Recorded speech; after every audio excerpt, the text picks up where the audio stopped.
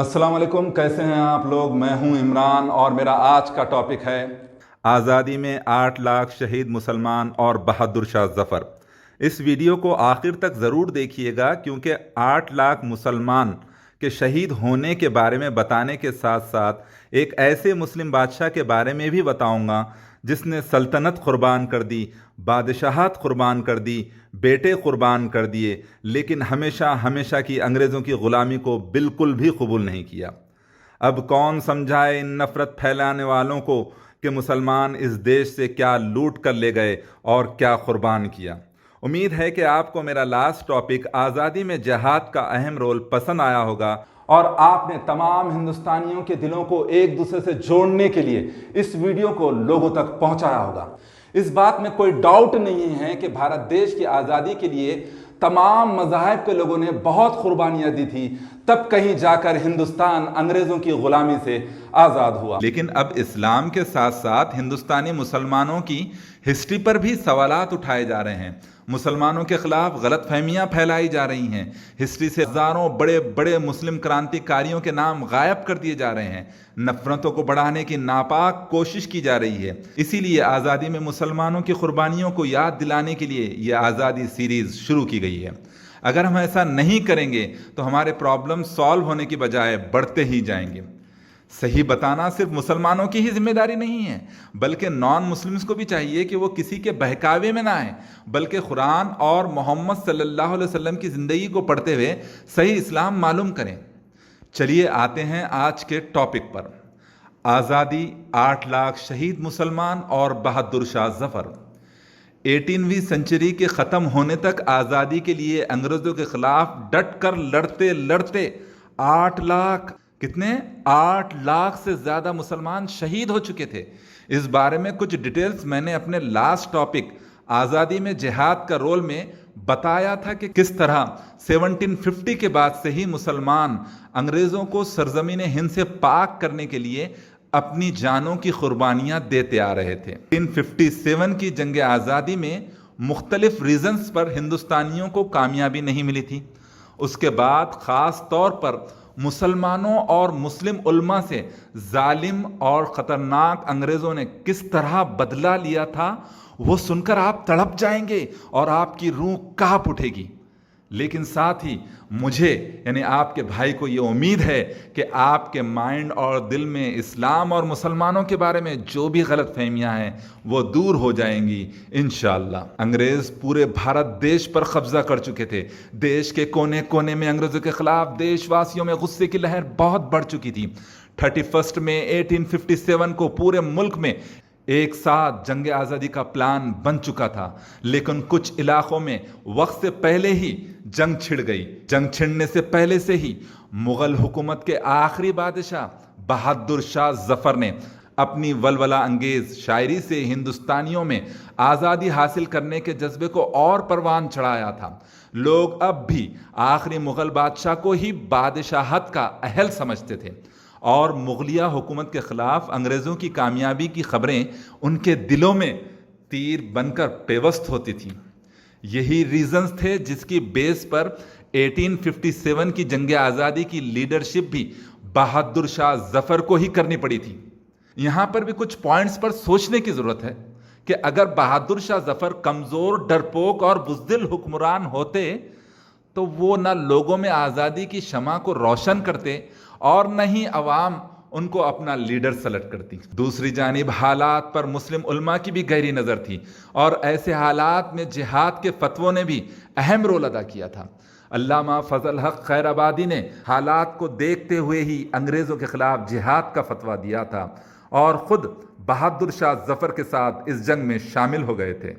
ملک کا زیادہ تر حصہ جنگ کا میدان نظر آنے لگا تھا۔ بہادر شاہ ظفر کی گرفتاری کے بعد جنگ آزادی کی آگ پورے ملک میں پھیل گئی تھی۔ گرفتاری کے بعد بھی ملک کی آزادی کے لیے بہادر شاہ ظفر کی کوششیں کم نہیں ہوئیں تو انگریزوں نے بہادر شاہ ظفر کے 4 بیٹوں کی گردنیں سر سے اڑا دیں اور انہیں بہادر شاہ ظفر کے سامنے پیش کر دیا گیا۔ ایک باپ کے لیے اپنے 4 بیٹوں کی دردناک موت ایک ایسا بہت بڑا غم ہوتی ہے جسے الفاظ میں بیان نہیں کیا جا سکتا، لیکن ہندوستانی عوام کی محبت اور اپنے ملک کو انگریزوں سے آزاد کرانے کی تڑپ نے بہادر شاہ ظفر کو ٹوٹنے نہیں دیا، اور وہ اپنے دشمنوں کے خلاف پہاڑ کی طرح مضبوط کھڑے رہے، اور جنگ آزادی کی لیڈرشپ کرنے کے بغاوت کے جرم میں بہادر شاہ ظفر کو رنگون یعنی برما موجودہ میانمار بھیج دیا گیا، اور بہادر شاہ ظفر آخری سانس تک یہیں رہے۔ بہادر شاہ ظفر ایک ایسے مسلم بادشاہ تھے جنہوں نے سلطنت قربان کر دی، بادشاہت قربان کر دی، بیٹے قربان کر دیے، لیکن ہمیشہ کی انگریزوں کی غلامی کو بالکل بھی قبول نہیں کیا۔ اب کون سمجھائے ان نفرت پھیلانے والوں کو کہ مسلمان اس دیش سے کیا لوٹ کر لے گئے اور کیا قربان کیا۔ علامہ فضل حق خیر آبادی کو سزا کے طور پر کالا پانی کی جیل ہو گئی۔ جب بہادر شاہ کو گرفتار کیا گیا تھا تو ایسے میں ایک عورت بیگم زینت محل آگے بڑھ کر آئی اور انہوں نے فوجیوں کو مختلف قسم کی گائیڈنس جاری کرنے کی کوشش کی تھی۔ انقلاب 1857 کی لیڈرشپ کرنے والا سب سے بڑا جنرل بھی مسلمان ہی تھا میرے بھائیوں، اور ان کا نام تھا جنرل بخت خان۔ 1857 کی جنگ آزادی کو غدر کا نام دے کر انگریزوں نے اس میں شامل مسلمانوں پر جو ظلم ڈھایا تھا اس کی انتہا یہ تھی کہ دہلی میں جامع مسجد و لال قلعے کے آس پاس لاشوں کے اتنے ڈھیر تھے کہ انہیں اٹھانے والا بھی کوئی نہ تھا۔ انگریز ہسٹورین لکھتے ہیں کہ اس جنگ آزادی کا انگریز حکومت نے اپنا بدلہ مسلمانوں اور اسپیشلی مسلم علماء سے اس طرح لیا کہ ہزاروں علماء کو سرعام پھانسی دے دی گئی، سینکڑوں کو جامع مسجد اور لال قلعے کے درمیان ننگا کر کے زندہ جلا دیا گیا۔ کانپور فرخ آباد کے درمیان جی ٹی روڈ پر سڑک کے کنارے جتنے بھی جھاڑ تھے ان سبھی پر علماء کو پھانسی پر لٹکا دیا گیا۔ کفن دفن کی بھی اجازت نہیں دی گئی۔ انگریزوں کا غصہ اس جنگ آزادی میں شامل مجاہدین یعنی مسلم فائٹرز اور سولجرز تک ہی لمیٹڈ نہیں تھا، بلکہ ان کے ریلیٹیوز، عورتوں اور بچوں تک کو گرفتار کر کے لال قلعے میں قید کر دیا گیا تھا۔ سبھی قیدیوں کو ایک دن لال قلعے کے خونی دروازے یعنی بلدی گیٹ سے باہر نکلنے کے لیے کہا گیا، اور باہر نکلتے وقت انہیں گولیوں سے بھون دیا گیا، اور جو بچ گئے تھے انہیں توپ سے اڑا دیا گیا۔ دیکھو میرے بھائیوں اور بہنوں، یہ وہی مسلمان تھے جن کے بارے میں آج غلط فہمیاں پھیلائی جاتی ہیں، جنہیں آج دیش دروہی کہا جاتا ہے، جن کے بارے میں غلط باتیں بتائی جاتی ہیں۔ میں انہی مسلمانوں کی ہسٹری سے آپ لوگوں کو واقف کرا رہا ہوں۔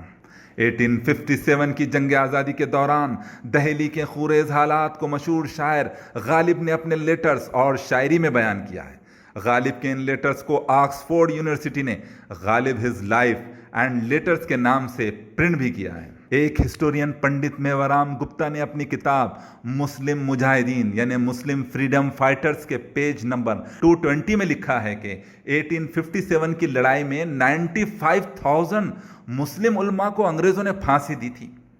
دہلی سے لے کر میرٹھ تک جتنے بھی درخت تھے ان تمام جھاڑوں پر پھانسی کی رسی لٹکائی گئی تھی، اور جو بھی عالم ملتا اسے وہاں لٹکا دیا جاتا تھا۔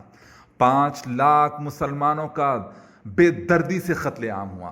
دہلی پر فتح کے بعد مولانا اسیر نے انگریز مصنف ایڈورڈ ٹامسن کی کتاب تصویر کا دوسرا رخ کے حوالے سے لکھا ہے کہ چاندنی چوک ہی نہیں بلکہ شہر کے ہر چورستے پر پھانسی کی سولیاں لٹکا دی گئی تھیں۔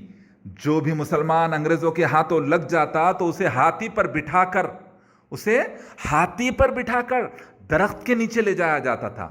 پہلے سے تیار پھانسی کا پھندا اس کے گلے میں ڈال کر ہاتھی کو آگے بڑھا دیا جاتا تھا۔ ذرا یہ منظر اپنے آنکھوں میں لائیے، کیسی تڑپ ہوئی ہوں گی، کیسا تڑپے ہوں گے یہ مسلم مجاہدین۔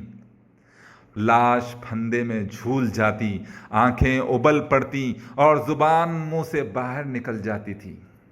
ایک انگریز عورت نے اپنی ڈائری میں لکھا ہے کہ ان پھانسیوں پر لٹک جانے والوں کی لاشیں تڑپ تڑپ کر انگریزی فیگر کا ایڈ بن جاتی تھی، اور کبھی یہ وحشتناک طریقہ اختیار کیا جاتا کہ کسی مسلمان کو توپ کے دہانے پر رسیوں سے باندھ کر توپ داغ دی جاتی تھی، جس سے پورے جسم کا گوشت بوٹی بوٹی ہو کر فضا میں اڑ جاتا تھا۔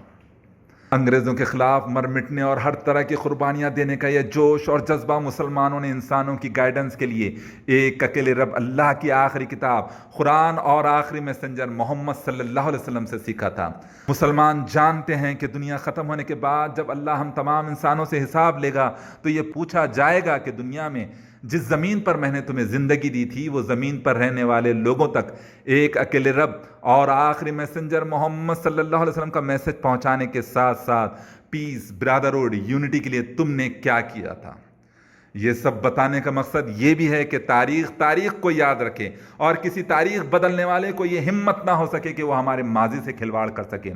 ہم تمام دیش واسیوں کو چاہیے کہ ہم اپنے دیش کی آزادی کو اور مضبوط بنانے کے لیے اپنے درمیان پیس، برادرہوڈ اور یونٹی کو بنائے رکھیں، تبھی ہم اپنے دیش کو آزاد رکھنے میں کامیاب ہوں گے۔